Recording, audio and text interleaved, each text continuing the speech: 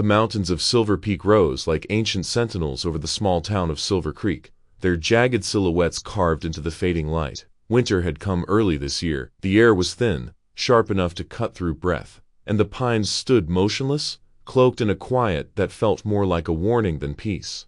4 years had passed since Rachel Monroe and Lena Ortiz, both 6, vanished on their way to Frostfall Waterfall, a trail every local had walked at least once. The girls had left their bikes near the ranger post. Beyond that point, they'd simply dissolved into the woods. In the first months after they disappeared, the town had searched relentlessly. Men with rifles, mothers with flashlights, search dogs sniffing through rain-soaked ground. They found only a torn piece of flannel, a shoe print half sunk in mud, an endless, echoing silence. Now, Silver Creek had learned to live with that silence. It became part of the place, like the whispering pines, like the fog that rolled in each morning from the valley. And yet, every so often someone swore they heard screams from the woods. Always at night, always near the ridge, people talked in hushed tones at the diner, where the coffee was always burnt and the neon sign never fully lit. They said the mountain was cursed, that the spirits of the lost still wandered Frostfall Trail, trying to find their way home. No one went there anymore. No one except Ethan Cole. Ethan lived alone in a wooden cabin halfway up the slope, where the road turned to gravel and to dirt. His only company was Shadow, a German shepherd with dark amber eyes and the calm patience of an old soldier. Ethan had once been a soldier, Afghanistan, 2 tours, the kind of man who learned to sleep light and never stand with his back to a window. His cabin walls were lined with maps, old rifles, and a few photos, one of his wife, Maria, smiling under summer sunlight. She died of cancer while he was deployed. He never forgave himself for not being there. Since then, Ethan had chosen silence over people. The mountain was predictable, harsh, but honest. It never lied, never made promises it couldn't keep. He'd come down to town once a month, buy supplies, exchange a few polite words with the store clerk, then disappear again. The folks of Silver Creek knew him as that war vet up on the ridge. Some pitied him, others feared him. Everyone respected the invisible border he'd built around his life. That evening the sky burned purple and gold before surrendering to gray. Ethan stepped outside, a wool jacket over his shoulders, Shadow trailing behind. The dog's breath rose in soft clouds as they walked to the edge of the clearing. From there, the forest stretched endlessly black. Cold, untamed, he listened. Only wind, only the creak of pines, but beneath it, something else, a distant hum that stirred a memory he couldn't place. Shadow's ears flicked, and for a moment, Ethan thought he heard a voice, a cry. It was gone before he could be sure. He knelt beside the dog, running a hand through its fur. Just the wind, he muttered. That's all, but he didn't believe it. The truth was, Ethan had never stopped thinking about those 2 missing girls. He'd joined the first search team years ago, guided volunteers through the old ranger paths, and it haunted him how familiar everything had felt, the same dread he'd known overseas. That choking certainty that someone was out there, just beyond sight. Sometimes, in the dead of night, he still woke up sweating, certain he'd heard footsteps outside the cabin. He'd grab his flashlight, open the door, and find nothing but mist curling around the trees. Still, tonight felt different. The forest was too still. He turned toward the mountains. Silver Peak glowed faintly under the moon, its highest ridge blanketed in thin, pale snow. Somewhere beyond that ridge was Frostfall Waterfall, where the girls had last been seen. He stared into that darkness for a long time, until the cold bit at his fingers and Shadow leaned against his leg. Ethan's voice came low, roughened by years of silence. "It's not over," he said. "Not yet." The words hung in the air, carried off by the wind behind him. The cabin's light flickered once, then went out, the generator giving its nightly sigh. Shadow barked softly, head tilted, as if sensing something Ethan could not. Somewhere far up the ridge, a single crow called out, then another. Ethan exhaled, slow and steady. "Come on, boy," he said, heading back inside. "We've got a long winter ahead." The door closed, and for a while, the mountain was silent again. But if someone had been listening, truly listening, they might have heard it too. A faint, broken sound carried on the wind. Not the cry of a bird, not the howl of an animal. Something else, a voice. And though Ethan Cole didn't know it yet, that voice was about to pull him and all of Silver Creek back into the shadows they'd tried so hard to forget. The morning broke cold and brittle. Frost had crept up the cabin windows overnight, tracing ghostly veins of white across the glass. Ethan stood at the sink, pouring coffee into a dented steel mug while Shadow waited by the door, tail flicking in quiet anticipation. It was routine, the same as every morning. Check the traps, walk the perimeter, keep moving. He clipped on Shadow's harness, slung his rifle across his shoulder, and stepped out into the chill. The forest welcomed them in its usual, indifferent way, a slow hush that seemed to swallow every sound but their own. The sun was pale and distant, a weak coin behind the mist. Each step crunched through frost and damp leaves. Shadow moved ahead, nose low to the ground, scanning as though he was still back on the base, alert, focused, precise. They followed the creek up toward the ridge, where the path narrowed between old firs. It was there that Shadow froze. Ethan noticed the shift immediately, the stillness in the dog's posture, the sharp tension in the tail. "What is it, boy?" he asked quietly. Shadow didn't move. He sniffed once, pawed at a mound of leaves, then began to dig. The sound of scraping claws broke the silence. Something caught the light, a flash of silver beneath the damp earth. Ethan crouched beside him, brushing away the debris. What he uncovered stopped him cold. It was a heart-shaped pendant, dull with grime but still glinting faintly in the morning light. A name was carved on its back, R.M. Rachel Monroe. Ethan stared at the pendant for a long moment, his heartbeat quickening. He turned it over, noting the small crack along one edge, the way the clasp had snapped as if torn free. It shouldn't have been there, not after 4 winters of rain, snow, and decay. Something or someone had disturbed this ground recently. He slipped the necklace into a small plastic bag from his coat pocket and straightened, scanning the tree line. The forest looked unchanged, quiet, motionless, but Ethan felt it watching him now, as if the woods themselves were aware of what he'd found. By noon he was standing inside the sheriff's office, the pendant resting on a desk between them. Sheriff Tom Race was a broad man with a kind face dulled by years of disappointment. He picked up the evidence bag, squinting at the engraving through the plastic. "Could be a coincidence," Tom said finally, setting it down. "Kids lose things. Campers drop jewelry all the time out there." Ethan's jaw tightened. "Not this far up the ridge. You know that trail's been closed since the search ended." Tom sighed. "Ethan, we've been through this. We scoured every inch of frost. The FBI combed that area with dogs, drones. Hell, they even brought cadaver teams. If that pendant belonged to Rachel, it's been out there for years." "Then explain how it's on top of the ground," Ethan said. "Not buried, not rusted. Someone's been up there." Tom looked at him for a long moment, pity in his eyes. "You're chasing ghosts again, Ethan. Sometimes the mountain just gives things back." That stung more than Ethan expected. He left without another word, stepping back into the cold afternoon. Outside, the sky was bruised purple, heavy with snow. He climbed into his truck and sat there for a while, the pendant glinting faintly in his coat pocket.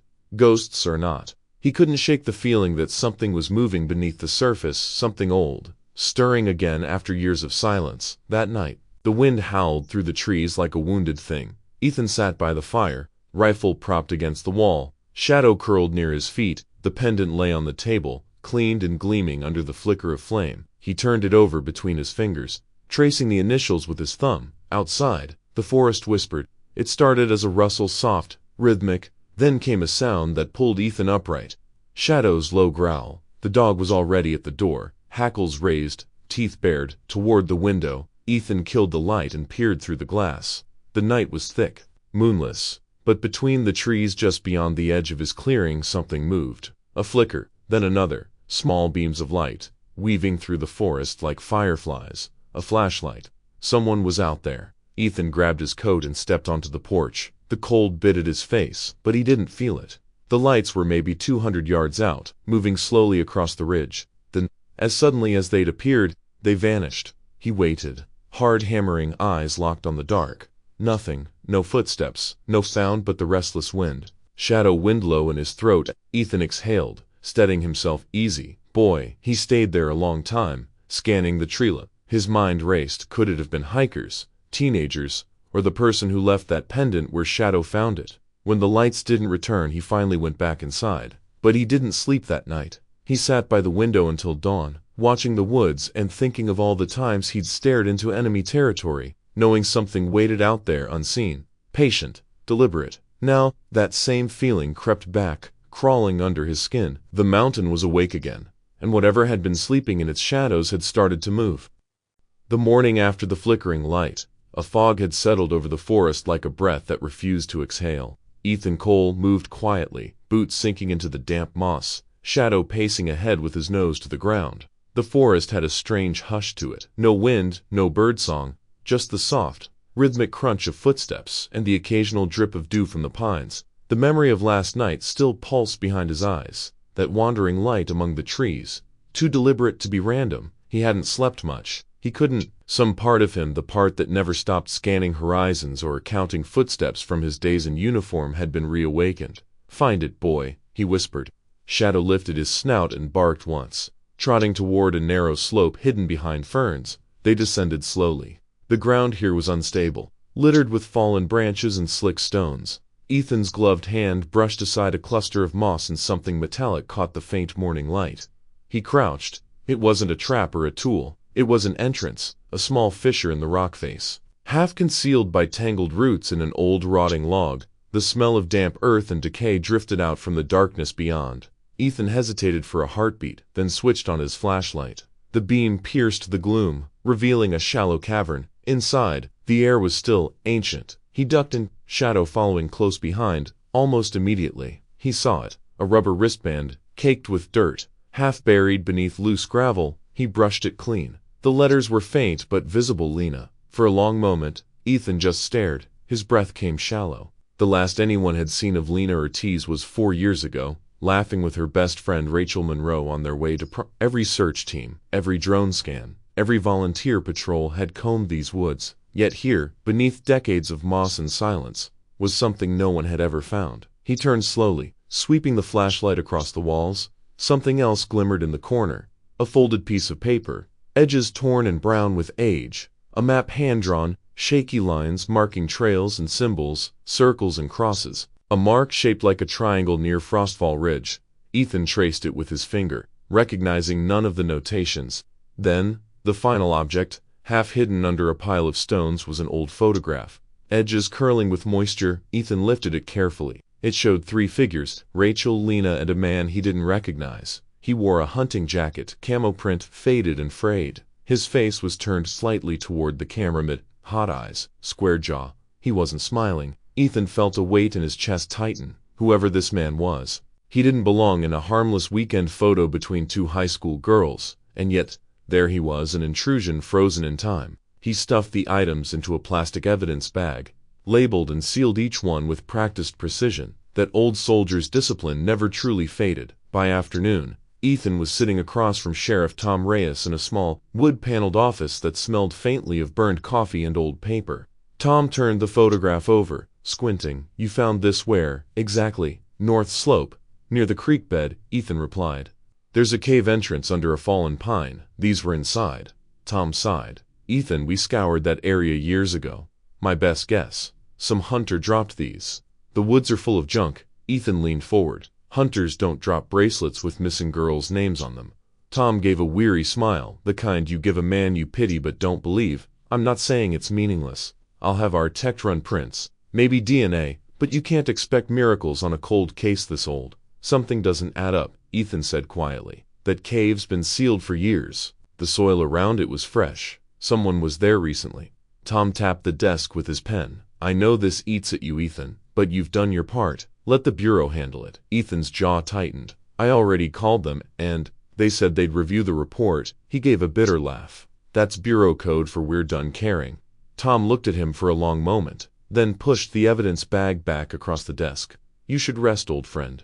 Don't go digging in places that should stay buried." Outside, the afternoon light had dimmed to a bruised gray. Ethan climbed into his truck, Shadow hopping into the passenger seat. For a while, he didn't start the engine. The forest loomed ahead, the mountains brooding in the distance. He took out the photograph again. The man's face seemed even colder now. The forest behind him blurred but recognizable. Ethan zoomed in on the tree line. There was a faint outline of a cabin. He felt his pulse quicken. That wasn't random background. He'd seen that ridge before, north of Frostfall, near the place locals called the Hollow. Shadow whimpered softly, as if sensing his thoughts. Ethan glanced at him. "Yeah," he murmured, "I feel it too." He knew the look Tom had given him, that quiet disbelief reserved for men who couldn't let go of ghosts. But Ethan had learned one thing from war.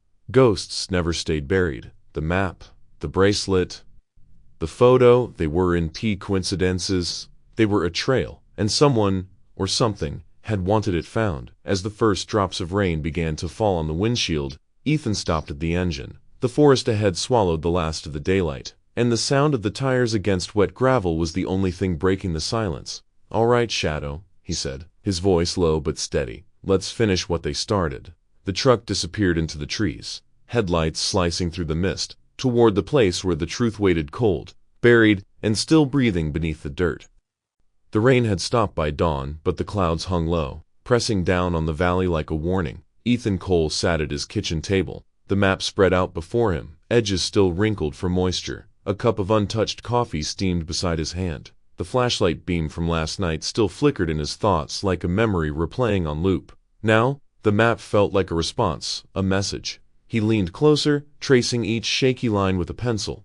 The markings weren't random. They formed a loose arc across the western ridge of Silver Peak. 3 symbols repeated over and over: circles, triangles, and an X carved with surprising precision. He grabbed his old military field compass and overlaid the grid coordinates he remembered from the area's topography. Slowly, the pieces began to align. First mark, the abandoned mining outpost north of Silver Creek. Second, the hunter's cabin by Lake Norwood. Third, the old Firewatch Tower, the one they decommissioned 10 years ago after a lightning strike burned half the stairway. Ethan's pulse quickened. He'd spent years walking these woods, memorizing every trail and slope. But this pattern, it told a story. Someone had mapped the locations deliberately. A movement, a cycle, he whispered to himself. They weren't just hiding, they were being moved. Shadow, resting by the door, lifted his head. The shepherd's ears perked at the tone of Ethan's voice, alert, focused. Ethan stood, grabbed his field jacket, and folded the map carefully into his pocket. "Come on, partner, let's see what's left out there." The first stop was the old mining outpost. It sat at the base of a hill where the mountain met the stream. Collapsed roofs, rusted rail cars, and graffiti older than most of the kids who tagged it. The air carried a faint chemical temp, the ghost of machinery and sweat. Ethan moved through the ruins methodically, scanning the ground for anything that didn't belong: plastic, fabric, metal. The dirt here was compacted, undisturbed for years. Nothing.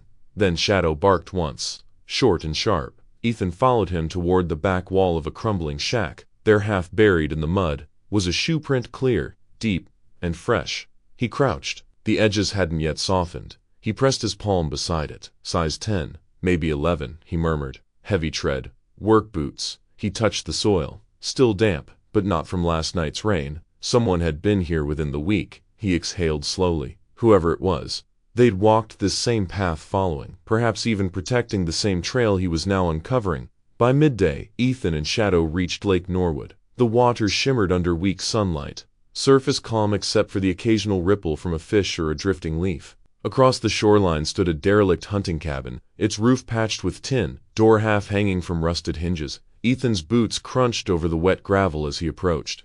Inside, the air was thick with the scent of mildew and wood rot. Dust motes drifted through thin beams of light. On the wall hung an old deer-head mount, one eye cracked and lifeless. He scanned every inch: floorboards, furniture, corners where the shadows lingered. Then something caught his eye, near the window. The floor was marked subtle grooves, circular, like something heavy had been dragged across repeatedly. A metal chain link glimmered in the dust. Ethan crouched, heart hammering. He knew this pattern.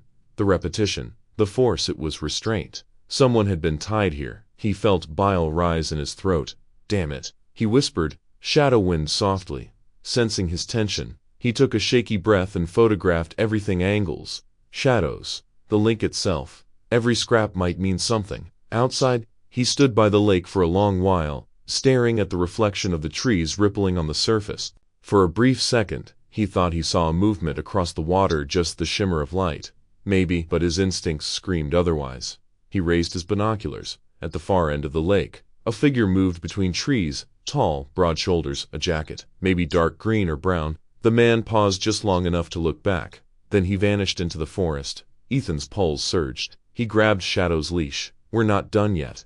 The climb to the Firewatch Tower took hours. The trail wound through dense pines and rocky switchbacks where the fog hung low and thick. Ethan's legs burned, his breath steady but controlled. He felt alive in a way he hadn't in years, purpose humming beneath the fatigue. When the tower finally came into view, it stood like a sentinel against the gray sky. The wood was splintered, stairs cracked, but it still held its shape. He began to climb, testing each step. Shadow stayed below, circling the base. occasionally sniffing the ground. At the top, the forest stretched endlessly in every direction. From here, you could see the entire valley, the creek, the mine, even a sliver of Lake Norwood. Ethan took out the map again and aligned it to the view. The 3 marks formed a triangle. In the dead center of that triangle, deep in the untouched section of forest, was nothing. No roads, no trails, just a blank patch of green. He frowned. "What's there?" he whispered. Shadow barked once, sharply. Ethan looked down. The dog was standing still, nose to the ground, growling low. Ethan descended quickly and followed his line of sight. In the mud beneath the tower were more prints, this time smaller, lighter, a woman's shoe. He could tell from the heel and the spacing. He crouched. The soil was disturbed, less than a week old. He looked toward the dense forest beyond, where mist rolled like waves between the trees. The world around him seemed to tighten, narrowing to one inevitable direction. He rose, folding the map once more. His voice was quiet, but firm. They were here, all of them. He felt it now, not just curiosity or grief, but momentum. The hunt had begun, and somewhere in those woods, someone was watching him back. The storm rolled in without warning, gray clouds clawing across the peaks, wind howling through the pines. Ethan Cole trudged through the mud, every step sinking into the soaked earth. Shadow padded beside him, alert, silent. The map had led them here, to the old hunting cabin at the edge of the ridge. He'd been here once before, years ago, when the mountain still held laughter from hunters and hikers. Now it stood alone, half swallowed by moss and fog, a relic of a time the town preferred to forget. Ethan slowed as he approached. The cabin door was ajar. Smoke stains marked the chimney, faint but recent. His pulse kicked up. Someone had been here. He motioned to Shadow with 2 fingers, "Stay low." Then, quietly, he pushed the door open. The air inside was thick with the smell of burnt wood and canned stew. A small fire pit in the corner still smoldered, embers glowing faintly under ash. Scattered on a table were 2 open cans, a tin cup, and a hunting knife driven into the wood as if out of anger. He scanned the room. Near the bedroll lay a jacket, brown, heavy, military cut. He crouched, running his fingers along the fabric. The name patch had been ripped off, but a faint scent of gun oil lingered. Someone who knew how to survive. Someone like him. He looked closer and spotted muddy footprints leading to the back window. He followed them out to a narrow clearing that overlooked the valley. From here, the trees stretched for miles, dark and endless. Ethan's instincts screamed at him he was being watched. "Shadow," he whispered. The shepherd froze, nose to the air. Then came the sound, a soft click, sharp and metallic, a rifle bolt. Ethan dropped instantly behind a fallen log just as a bullet split the air above his head, tearing through the bark. "Sniper," he hissed. Another shot cracked, splintering the ground inches from Shadow's paws. The dog barked, darting sideways. Ethan rolled, pulling his sidearm, a weathered Colt from his service days, and fired 2 quick rounds toward the tree line. The gunshots echoed, swallowed by wind and rain. He didn't expect to hit anything. He just needed to move. "Go, boy, move," he shouted. Shadow bolted ahead, zigzagging between trees, and Ethan followed, crouched low, scanning the ridge. A 3rd shot rang out, striking a rock near his knee, showering him with stone fragments. Whoever was out there wasn't trying to kill him, at least not yet. The shots were warnings. They ducked behind a fallen pine, both panting hard. Ethan peeked over the trunk, eyes narrowing as he adjusted his focus. And then he saw him, a man, standing at the far edge of the slope, half hidden by fog, broad shoulders, thick beard, rifle slung across his chest, and those eyes cold, feverish, locked straight on him. Even through the distance, Ethan recognized him. The face was older now, hardened, but the eyes hadn't changed. Caleb Hart. 4 years ago, when Rachel and Lena disappeared, Caleb had been the town's #1 suspect. A recluse who lived off the land, known for his temper and long hunting trips deep into the ridge. But the police let him go. He'd had an alibi, claimed he'd been out of state working for a logging company. A co-worker confirmed it. The case went cold soon after. Ethan had never believed him. Caleb raised his rifle again, the scope glinting briefly before he fired another warning shot into the dirt near Ethan's feet.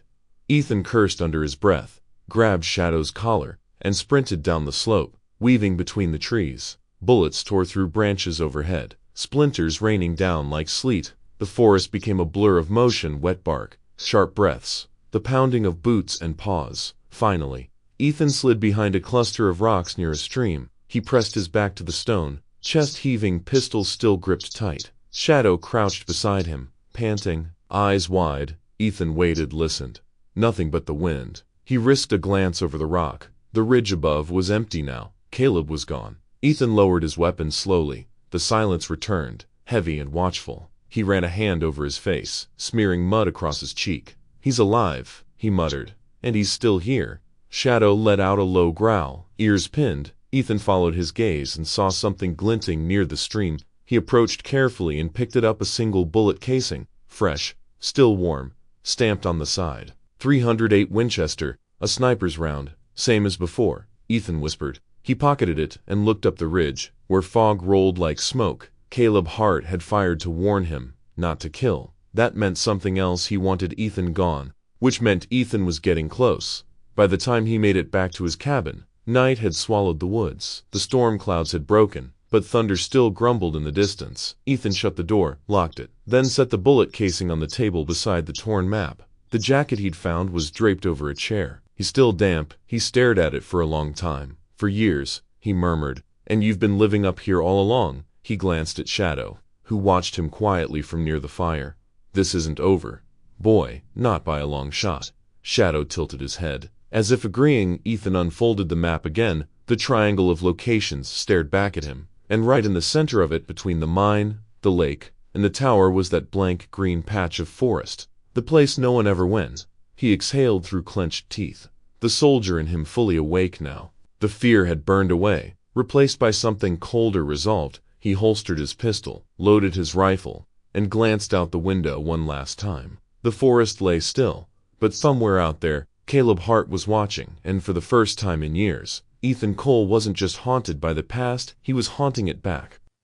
The rain hadn't stopped since nightfall. Ethan sat inside his truck, windshield wipers squeaking against the steady drizzle, watching the glow of his laptop screen cut through the dark. The GPS tracker blinked faintly, a pattern of coordinates he didn't yet understand. Shadow lay curled in the passenger seat, his fur damp from the chase earlier that day. Ethan's hands trembled as he reached for his phone. It had been more than 10 years since he last dialed that number. He took a deep breath and pressed call. "Hello." The voice on the other end frozen.com. Precise, yet distant, like a familiar song played on a broken record. "Sarah," he said quietly. There was silence, then a soft intake of breath. "Dad." Ethan swallowed hard. "I need your help." Sarah Cole was now 30, living in a Seattle apartment stacked with server racks and half-assembled circuit boards. Her life revolved around data, predictable, logical, safe. She hadn't spoken to her father since the day of her mother's funeral. He had chosen duty over family, the badge over her tears.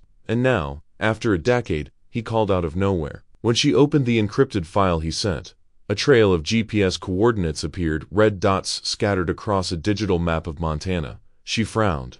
"Where did you get this?" Ethan's voice crackled through the speaker, "From a map inside an old cabin.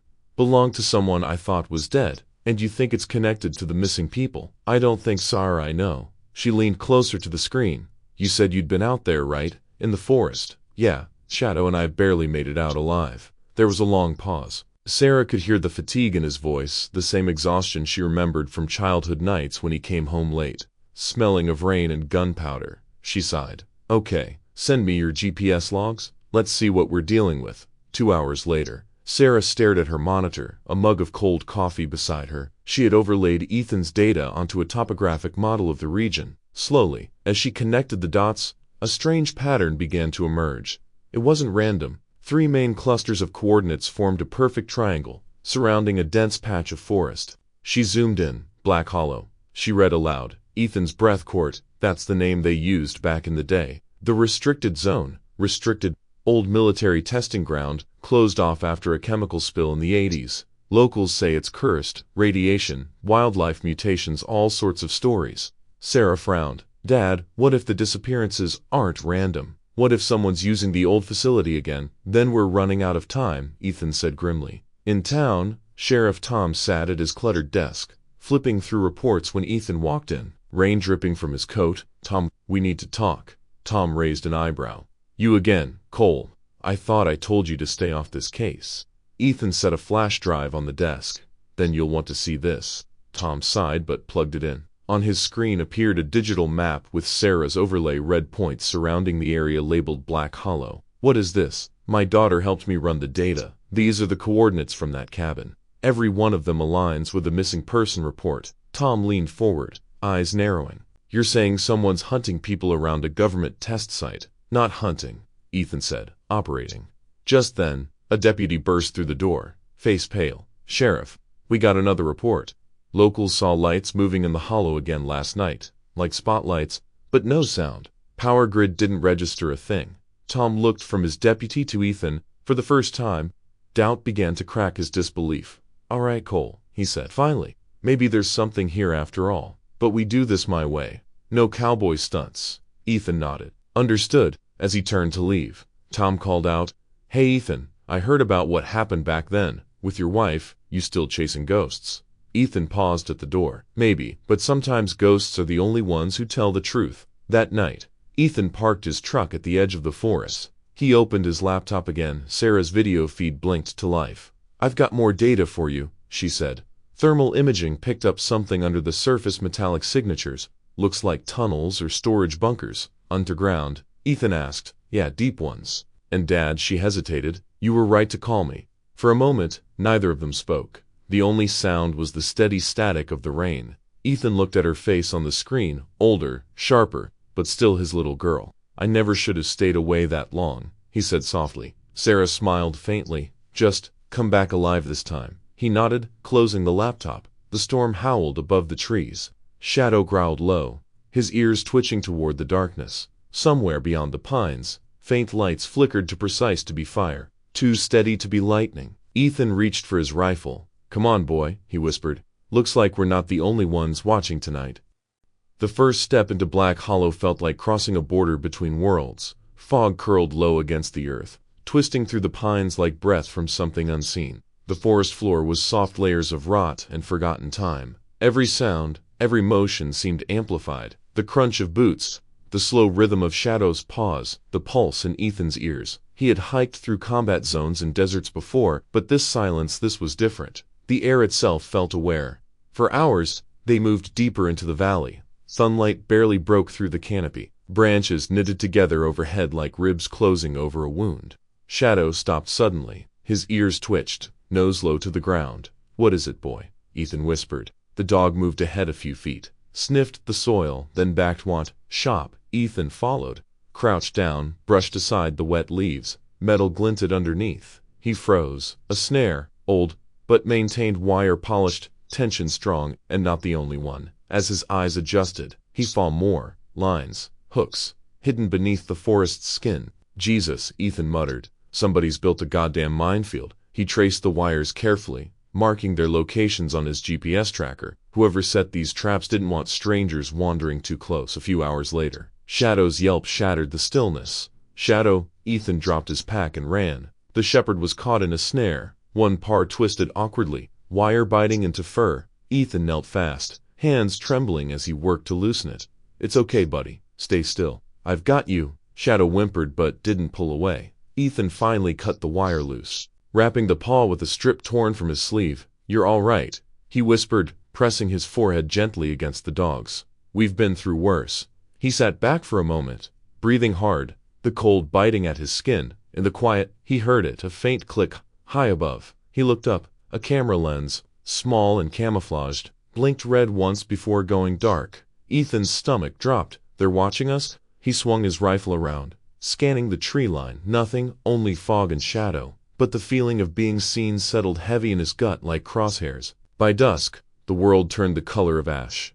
Ethan built a small camp beneath a rock overhang, careful to hide the fire's glow. Shadow rested beside him, poor bandaged, eyes half closed but alert. Ethan unfolded the map again. The GPS tracker showed their current position near the triangle's southern edge. If Sarah's data was right, they were close to one of the heat sources she'd detected underground. He spoke quietly into his satellite radio. "Sarah, it's Dad. I think I've found proof of habitation, hidden traps, surveillance gear, maybe even tunnels. You still picking up those heat signatures?" Static hissed. Then her voice came through, distant, fractured. "Yes, signals, deeper than before. Underground. Be careful." The line died. Ethan stared into the fire. His reflection flickered in Shadow's eyes. "Underground," he murmured. "Then that's where the truth went to sleep." He threw more wood on the flame, listening to the crackle echo through the hollow. Then another sound, soft, fragile, a cry. It came from somewhere beyond the camp, faint, almost human, yet broken by the distance. Ethan froze, Shadow's head lifted, ears taut. The cry came again, high, trembling, like a child's sob smothered by earth. He stood slowly, grabbing his flashlight and rifle. The beam cut through the fog in thin slices of white. The sound faded, then came again, below him this time. Shadow whined, pawing at the dirt near a hollow tree. Ethan knelt beside him, brushed away debris, and felt air rising from a crack in the ground, cold, damp, and rhythmic, like something breathing. A narrow fissure ran beneath the roots, wide enough for a man to crawl through. He shone the light inside, a cord on wood stairs, half-rotted, leading downward. "Someone built this," he whispered. The cry came again, louder now, closer. Shadow backed up, tail low, uneasy. Ethan's finger tightened around the rifle grip. His instincts screamed at him to wait for daylight, to think, plan, survive. But the sound below twisted at something deep inside him. Rachel Monroe, Lena Ortiz, the girls who vanished into this forest. Maybe they weren't gone. Maybe they'd never been. He took one breath, steady and slow, then whispered, "Stay here, boy." Shadow barked once, soft, pleading, but Ethan was already lowering himself into the dark. The wood groaned under his weight. The air grew heavier, colder. Each step down felt like entering the mouth of the earth itself. Then the sound stopped. He held his breath. The silence that followed was thick enough to choke on, and in that stillness, from somewhere below, a whisper slid through the dark, so faint it barely touched his ear. "Help me." The flashlight flickered once, then died. The air inside the fissure was thick with soil and rust. Ethan descended slowly, his boots scraping against the damp steps as he guided himself with one hand on the wall. The beam of his flashlight cut through the dark in thin, trembling circles. The smell hit first, old smoke, mold, and something else. Decay faint enough to taste. "Jesus," he muttered, pulling his scarf over his nose. The tunnel was narrow, the ceiling low enough to force him to hunch. He could hear water dripping somewhere ahead, echoing like a clock ticking under the mountain. After 20 yards, the tunnel widened into a chamber. The flashlight revealed old wood beams bracing the rock, a table fashioned from scrap metal, and a mattress blackened by mildew and scattered across the floor fabric. Torn, colored, familiar. Ethan crouched, his hand brushed against denim, then cotton. He lifted the scraps into the light. A flannel shirt, size small, a ripped red hoodie. He turned over the tag, the initials sewn in by hand. R.M. Rachel shadowed whined behind him, nose pressed to the dirt, tail low. Ethan moved slowly around the room. On the far wall was a small shelf, cans of food long expired, a broken lantern, a rusted lockbox. He opened it with the butt of his knife.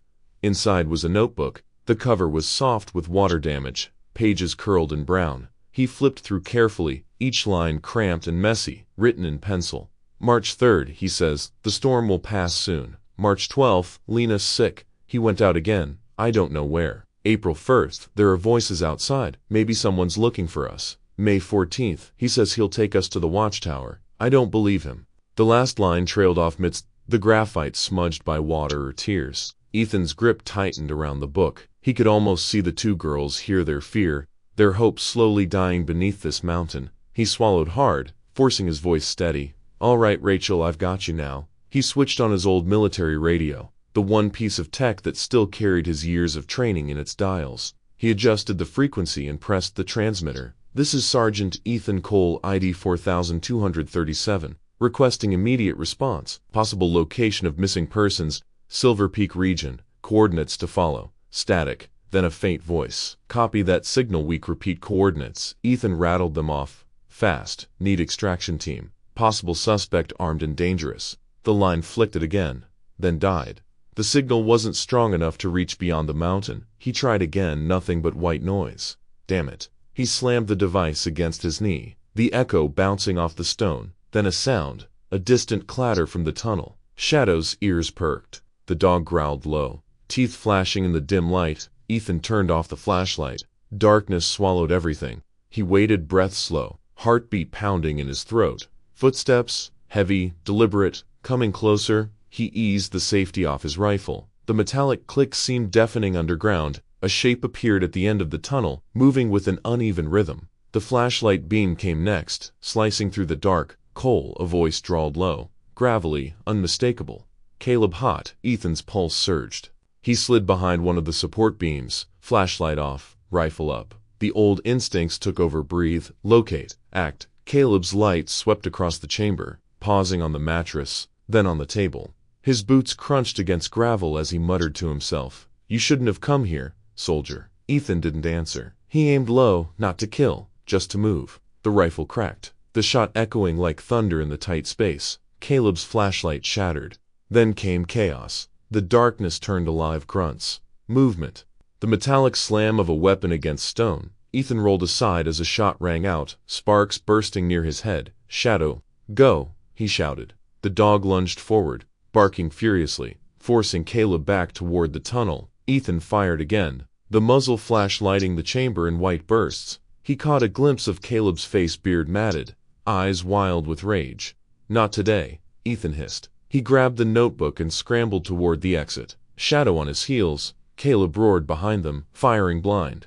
Bullets sparked off the rock as Ethan climbed. Cold air hit his face, the mouth of the tunnel. He burst out into the open, snow swirling under the moonlight. "Come on, boy." They ran, down the slope, through the trees, slipping on ice. Behind them, Caleb's footsteps thudded closer, relentless. The night exploded with noise, the crack of gunfire, Shadow's barking, Ethan's ragged breaths. He turned and fired once, aiming for the ridge above. Snow and rock tumbled down, sealing part of the path. Silence followed, only the wind, cutting sharp through the pines. Ethan collapsed behind a fallen tree, gasping. Shadow pressed against him, trembling. They waited a minute, then two. No movement, no sound but the forest breathing again. Ethan looked down at the notebook clutched in his hand. The words "Watch Tower" burned in his mind like a command. He whispered into the frozen night, voice raw and determined. "All right, Rachel, we'll finish what you started."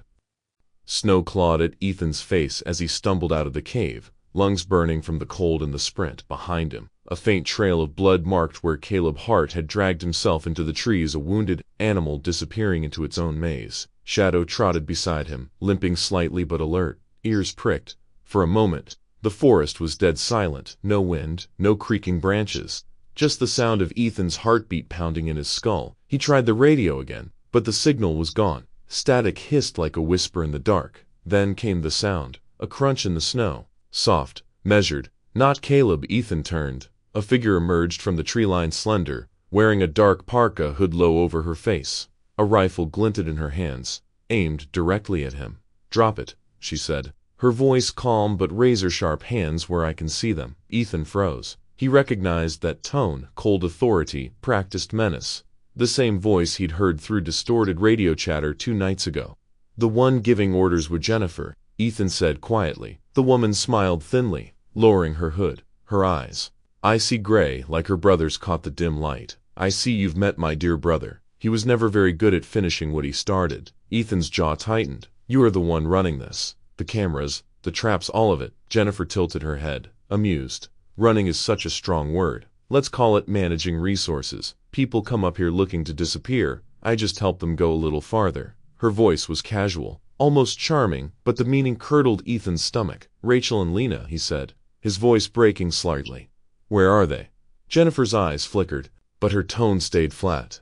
"They were worth a lot. Young, healthy, pretty. Shame about what happened after." "Don't," Ethan growled, stepping forward. "Stop." She raised the rifle. "I like you alive, but not that much." Shadow growled low, sensing the tension. The snow crackled beneath his paws. Jennifer's gaze shifted to the dog. "And this must be Shadow, the famous canine. You've caused quite a mess for us."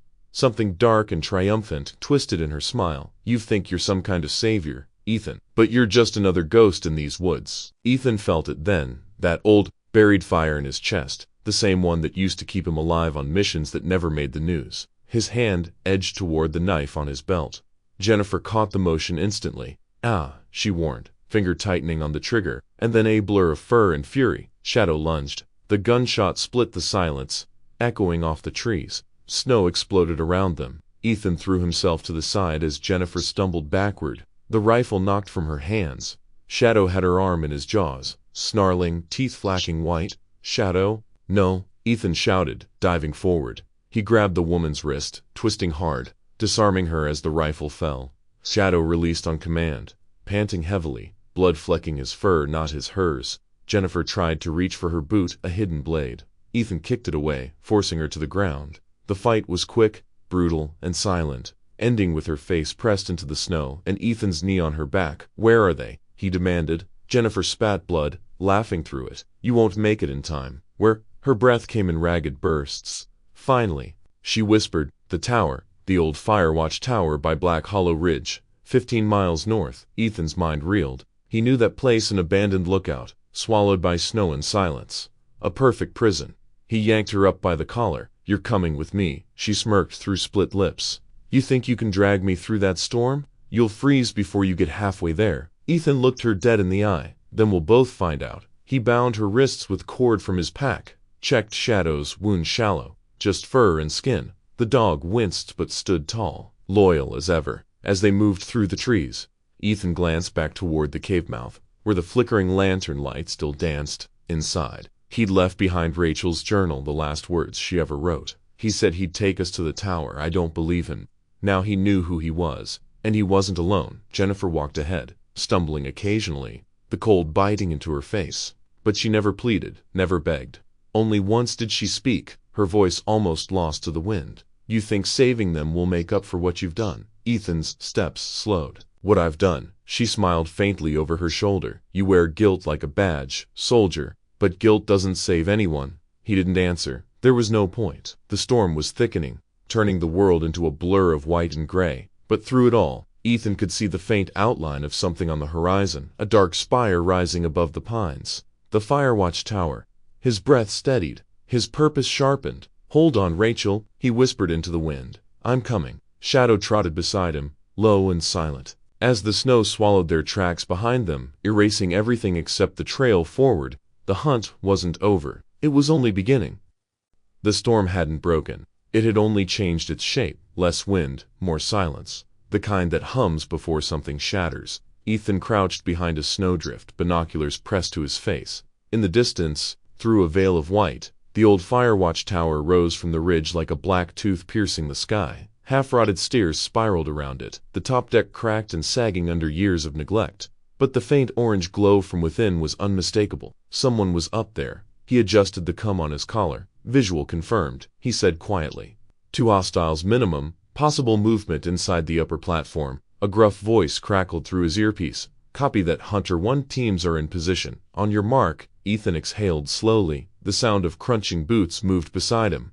Agent Rousseau, the lead from the FBI's Mountain Division, crouched down next to him, rifle in hand. "Your intel better be right," Rousseau muttered. "We can't risk another false alarm." "It's not false," Ethan said, voice tight. "She's in there." Rousseau studied him for a moment, the fatigue etched into his face, the dried blood on his knuckles, the way he kept one hand resting on the dog's shoulder. Then the agent nodded. "Then let's bring her home." They moved in formation, 5 agents fanning out across the ridge, snow muffling every step. The trees loomed like ghosts, their branches sagging under ice. Shadow moved ahead, low and silent, his nose to the ground.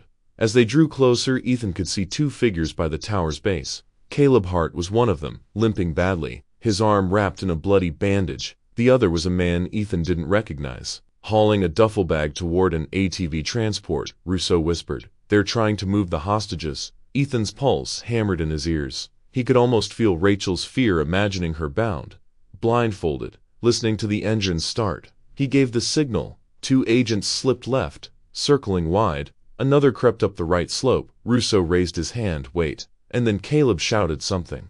The man with the duffel froze. Turning toward the tree line, Ethan's heart dropped. Shadow had moved ahead of command, just far enough for his shape to break the edge of the snowbank. Caleb raised his gun instantly. "Contact," Rousseau barked. The forest erupted. Gunfire ripped through the still air, echoing like thunder. Ethan lunged forward, firing as he ran. The first hostile dropped. Caleb ducked behind the 8 bullets, shredding the metal. "Cover right." Ethan shouted, "Shadow flank." The dog sprinted wide, weaving between trees, his dark coat a blur against the snow. Ethan pressed forward, sliding behind a fallen log as rounds splintered bark above his head. He saw Caleb scrambling toward the tower's stairs, dragging something with him. Someone. Rachel. Rousseau. "He's taking her up," Ethan roared. "Go." Rousseau yelled back, "We'll hold the ground." Ethan broke cover, sprinting through the storm. His legs burned, lungs roar, but the sight of Rachel's limp form over Caleb's shoulder drove him forward.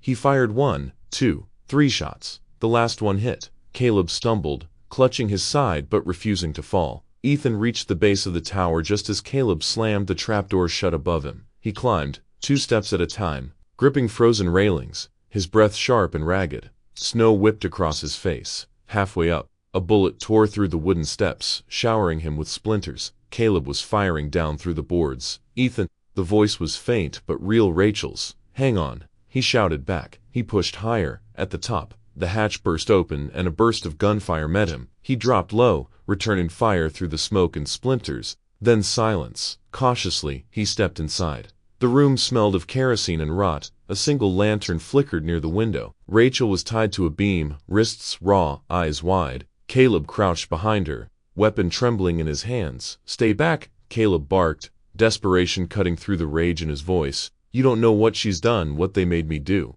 Ethan leveled his rifle.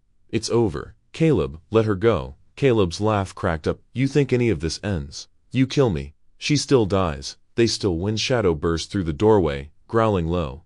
The distraction was enough. Ethan moved first. One precise shot. Caleb jerked, the gun falling from his grip as he crumpled beside the beam. The sound of the body hitting the wood was followed by the sudden, awful quiet. Rachel sobbed as Ethan cut the ropes from her wrists. She collapsed into his arms, trembling violently. It's okay, he whispered. You're safe. I've got you. Below, the storm howled against the tower, the wind screaming through broken boards. Shadow wind, nudging Ethan's side. Behind them, Russo's voice came through the radio. Tower secured. We've got Lena, she's alive. Ethan closed his eyes. Relief crashed through him so hard it hurt. He looked at Rachel, pale, exhausted, but breathing, and then at Shadow, standing guard over Caleb's still body. Outside, sirens began to echo faintly through the valley. For a long moment, Ethan just stood there, holding her, the cold pressing in on every side, all the noise, all the violence, all the loss. It all felt like it was dissolving into the snow. Rachel looked up at him, her voice barely a whisper. You came for us? Ethan nodded once, always. He guided her down the stairs, step by step, into the blinding white of dawn. The storm had finally broken, sunlight cutting through the clouds like forgiveness. At the base, agents moved swiftly, wrapping blankets around the girls, loading them into rescue vehicles. Shadow limped to Ethan's side. Pressing against his leg, Russo approached, hand on Ethan's shoulder. Hell of a job, Hunter. We wouldn't have found this place without you. Ethan didn't answer. He just looked back at the tower dock, silent now, framed against the endless snow. There was no victory in what had happened, only survival, only the faint, fragile proof that even in the darkest places, someone still fights to bring the lost home. He knelt beside Shadow, resting his hand on the dog's neck. Let's go home, partner. The wind carried the words away, scattering them into the wilderness as the rescue convoy began its slow descent down the mountain, leaving behind the Firewatch Tower and everything it had taken. The sirens had long faded, replaced by the quiet hum of hospital machines. The storm outside had broken days ago, leaving Silver Peak bathed in the soft glow of a late winter sun. The air was crisp, almost new, like the world had been rinsed clean. Rachel lay in a hospital bed by the window, her arm bandaged, forearm hooked to her wrist. Beside her, Lena dozed under a blanket, her breathing steady for the first time in weeks. Their mothers sat close, hands intertwined, afraid that letting go would make it all vanish like some fragile dream they might wake from. The door opened quietly.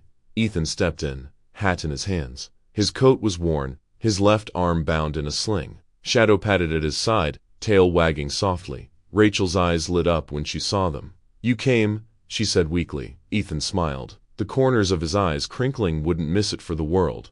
He stopped by her bedside, not sure what to say next. For a moment, words seemed too small for what they'd all survived. Shadow nuzzled Rachel's hand, gently, earning a faint laugh. Thank you, Lena's mother whispered, for bringing them home. Ethan shook his head. They brought themselves home. I just followed the trail. The nurse entered, checking charts, and Ethan took that as his cue to leave. He gave Rachel one last nod before heading down the corridor. Shadow trotted after him, claws clicking softly on the tile. Outside, the air was cold but clear. The snow had melted from the main streets, puddles glimmering in the sunlight. Across the parking lot, the sheriff's SUV waited, engine idling. Sheriff Tom stepped out, a heavy coat slung over his shoulder. Heard the doctor say you'll make a full recovery, he said. Ethan smirked. Guess I'm tougher than I look. Tom nodded toward the road. FBI took Jennifer Hart into custody this morning.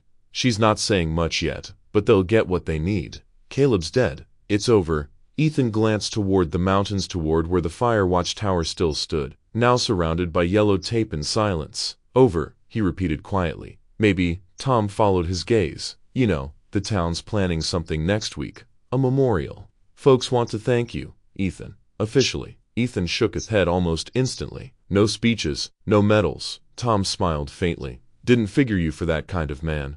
I'm not, Ethan said simply. All I want is some quiet. Me and Shadow will head back to the cabin for a while. Tom extended his hand.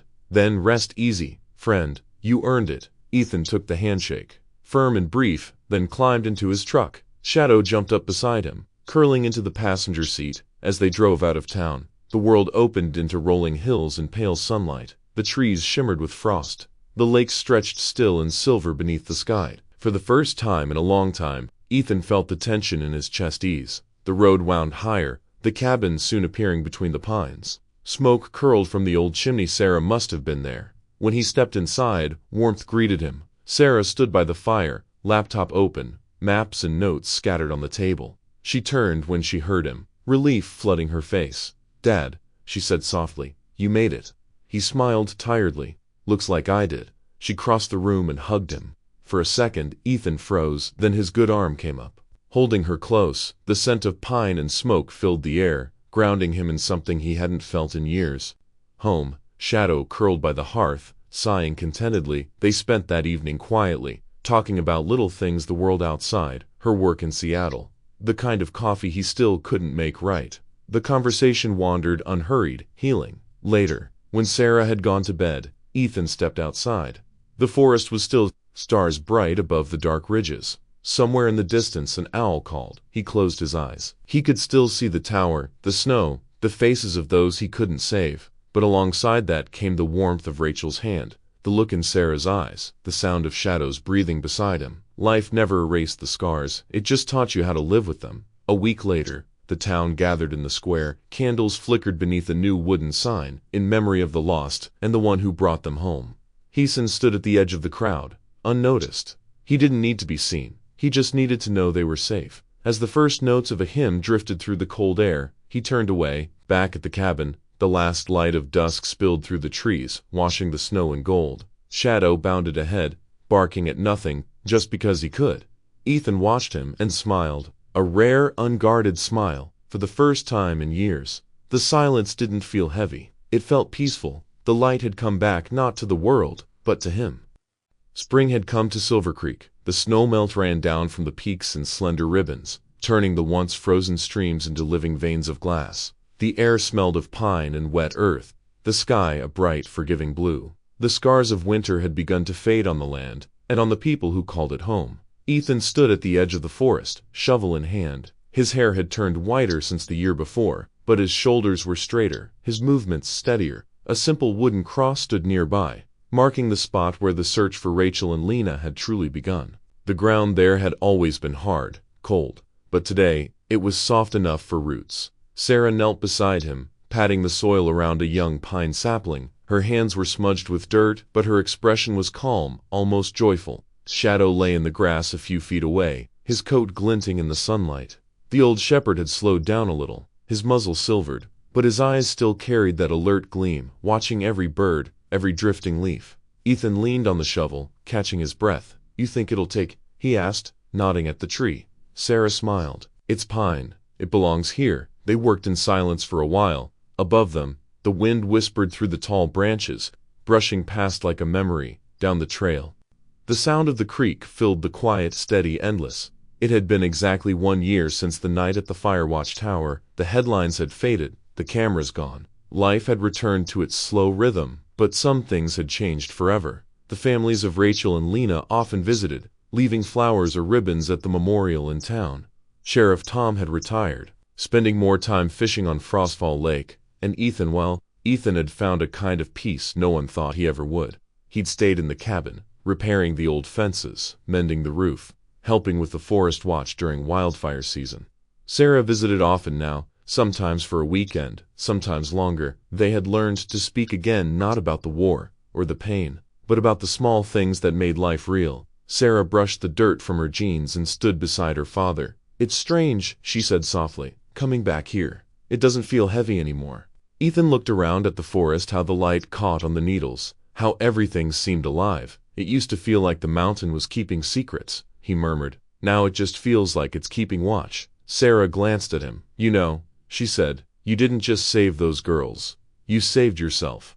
Ethan was quiet for a long moment. A crow called somewhere above, and Shadow's ears twitched. Finally, he smiled a slow, thoughtful smile. Maybe, he said, or maybe the mountain did. They began walking back toward the cabin, the trail winding gently upward. Along the path, tiny wildflowers pushed through the soil, defiant and bright. Sarah looked over her shoulder once more at the young pine they'd planted. You'll look after it, she asked. Ethan nodded.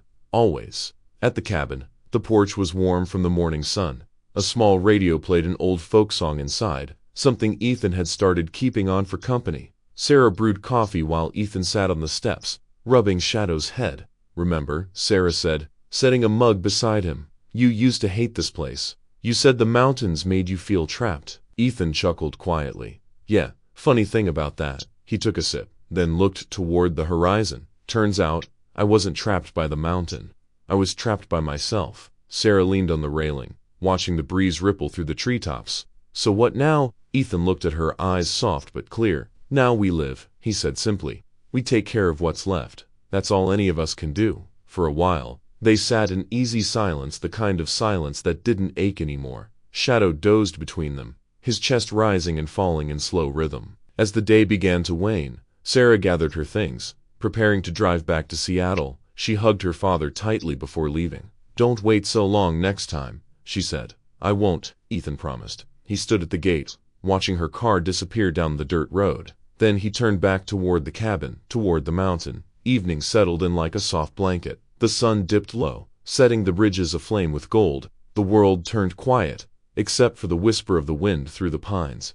Ethan walked out to the clearing where the sapling stood, the last light of dusk painting its small needles in amber. Shadow followed close. Sitting down beside him, ears perked, Ethan knelt, brushing his fingers across the soil. You'll grow strong here, he murmured. You'll remember. He looked up at the peaks, tall, eternal, shining faintly under the fading sun. The thing about these mountains, he said softly, no one ever really leaves them. We just find our way back. Shadow gave a low bark. As if agreeing, Ethan smiled. The mountain breeze carried the scent of pine, of rain, life continuing. Then, as if the world itself was exhaling, the camera would begin to pull back, rising above the cabin, the trees, the winding trails. Silver Creek lay below, small and peaceful once more, cradled by the vast sweep of Silver Peak. The dawn light spilled across the slopes, bathing the whole valley in gold. And somewhere, high above it all, a man and his dog stood in quiet silhouette, keepers of the mountain and of every story it still held.